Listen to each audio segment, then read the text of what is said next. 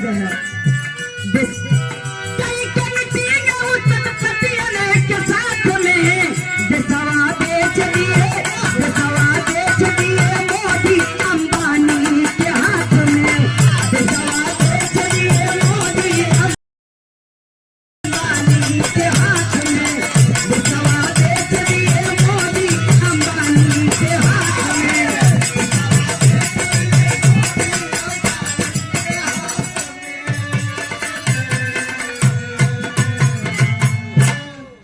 कहत है कि जल्दी करा कार्यक्रम आगे बढ़ावे पे आप लोग थोड़ा बोल रहे हम 2 मिनट सोताए ले समय मिले तो फिर गाओ भाई ना गुरुजी।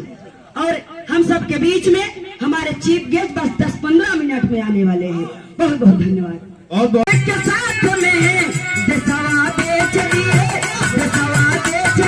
मोदी अंबानी के हाथ में, देशवा बेच दिए मोदी अंबानी के हाथ में, देशवा बेच दिए मोदी अंबानी के हाथ में।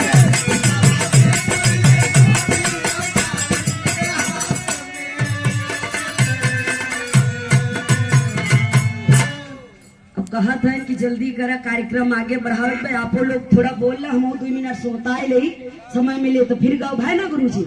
और हम सब के बीच में हमारे चीफ गेस्ट बस 10-15 मिनट में आने वाले हैं। बहुत बहुत धन्यवाद।